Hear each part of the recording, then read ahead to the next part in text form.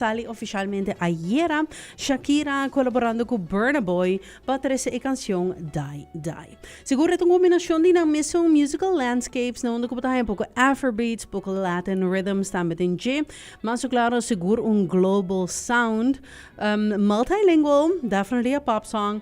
E aqui nang siguro também kung nanta menciona algum di soccer players famoso di rond mundo, di Brasil, Uruguay, Argentina, Colombia, também Mexico, Japón, Korea y Holanda. Después de Promecor, Shakira y Burna Boy, cada uno toma un turno para así aquí compartir na mesmos verses, cantando back and forth, prometo nanta join pahasi e party duet.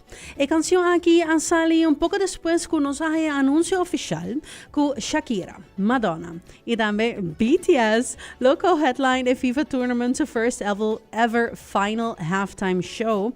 Es aquilo tuvo lugar 19 de juli na MetLife Stadium na East Rutherford, New Jersey, net pafo di New York City.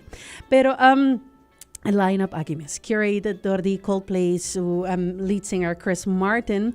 Na undo ko namin na compartilha sa akin ng video mas cute mes ko Sesame Street ko Elmo na undo ko Chris Martin na biso ko nebo sa nos quer si algo great pa prome halftime show aqui para não solamente trece música especialmente para tus fans pero sino make it mean something. Mite queres aqui seguro algo hopi bonita ko nos mister por apreciar di Chris Martin mes e pa esse motivo também show Low support FIFA Global Citizen Education Fund, qual está raising $1 million para ayudar mucho ng high acceso na miho edukasyon e tambe na football.